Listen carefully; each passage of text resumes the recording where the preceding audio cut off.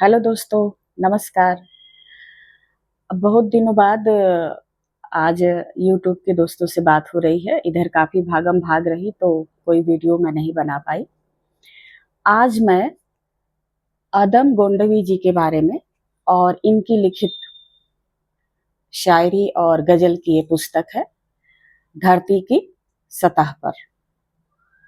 आज इसी के बारे में और इनके जीवन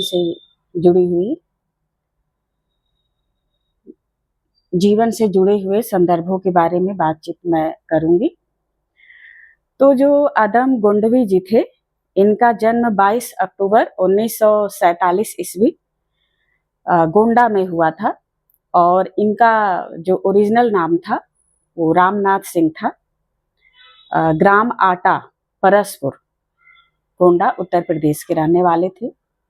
किंतु शायरी के दुनिया में अदम गोंडवी के नाम से जाने पहचाने गए हैं।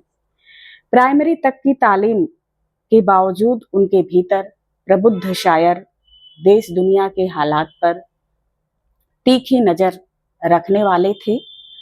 अदम के एकमात्र पुत्र थे आलोक कुमार सिंह, जो खेती बाड़ी से जुड़े हुए हैं।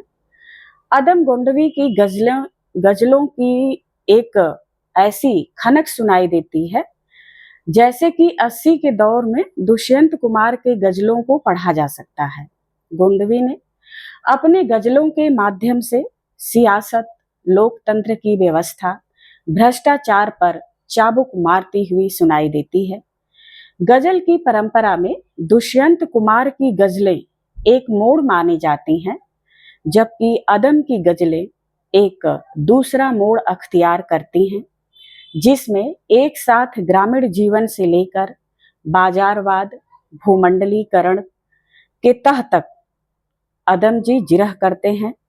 धरती की सतह पर गजलों में उनकी अलहदा शख्सियत की गवाही देता है।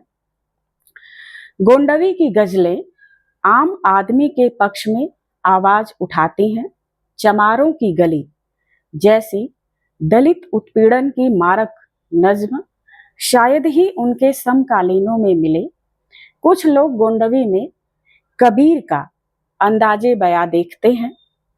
जैसे कबीर अपने समय में धार्मिक पाखंड का विरोध करते हैं, तो वहीं पर अदम जी राजनीतिक पाखंड से टकराते हैं।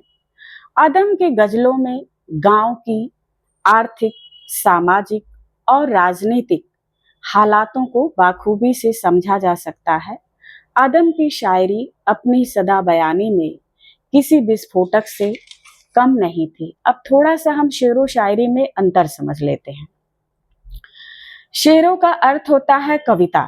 कविता 2 लाइन की होती है। यह उर्दू और हिंदी साहित्य में प्रचलित एक साहित्यिक विधा है, जिसमें भावनाओं और विचारों को काव्यात्मक रूप से व्यक्त किया जाता है। शेर और शायरी जो है, यह एक व्यापक शब्द है जो कविता या काव्य के लिए इस्तेमाल होता है। शेर, गजल, नज्म, दोहा, रुबाई, मरसिया, कता, गीत आदि सभी प्रकार की रचनाएं शायरी में जो है वो शामिल होती हैं। अक्सर हम लोग बात करते हुए जो प्रसिद्ध शायर होते हैं या गजल गायक होते हैं, वो कहते हैं कि आइए 2 मिसरा सुना देते हैं। इसका मतलब कि 2 पंक्तियां सुना देते हैं। तो जो ये इनकी जो पुस्तक है, ये परिवर्धित संस्करण है। अदम गोंडवी जी की इच्छा थी कि उनके जीवन में जिन लोगों का विशेष योगदान रहा है, जिससे उनकी विशेष मित्रता रही है, उनका नाम इसमें लिखा जाए। तो इसमें है साहित्यकों में श्री जगदीश पीयूष, जो अमेठी के रहने वाले थे, श्री जमुना प्रसाद उपाध्याय और ओम निश्चल समीक्षक हैं, डॉक्टर वीरपाल सिंह, श्री एपी मिश्र, कमर वहीद नकवी और प्रदेश के पूर्व मुख्यमंत्री मुलायम सिंह, उनके मैत्री सुविदित थी, जो उन्होंने अंत तक निभाई। और इसके अलावा योगेश प्रताप सिंह, श्री अजय प्रताप सिंह और श्री ब्रजभूषण शरण सिंह, जो सांसद हैं, और अखिलेश यादव जो प्रदेश अध्यक्ष थे, श्री नवनीत सहगल एवं श्री मार्कंडेय सिंह पूर्व जिलाधिकारी गोंडा, साथ ही श्री वासुदेव सिंह जी, श्री राजकिशोर सिंह और श्री अतुल कुमार। इन सभी लोगों का नाम उनकी इच्छा थी कि इस परिवर्धित संस्करण में डाला जाए, तो इसमें इन सभी लोगों के प्रति इन्होंने ज्ञप्ति इसी उद्देश्य से प्रकाशित की है और अपनी कृतज्ञता ज्ञापित की है इस पुस्तक में अदम गोंडवी जी ने। और अदम गोंडवी जी की मृत्यु जो है वो 1911 दिसंबर महीने में हुई थी। प्राइमरी तक की तालीम हासिल करने वाले यानी जो गोंडवी जी थी, कहा जाता है, एक कहावत है कि होनहार बिरवान के होत चीकने पात। ऐसे प्रतिभाशाली व्यक्ति की खुशबू बचपन से ही फैलने लगती है।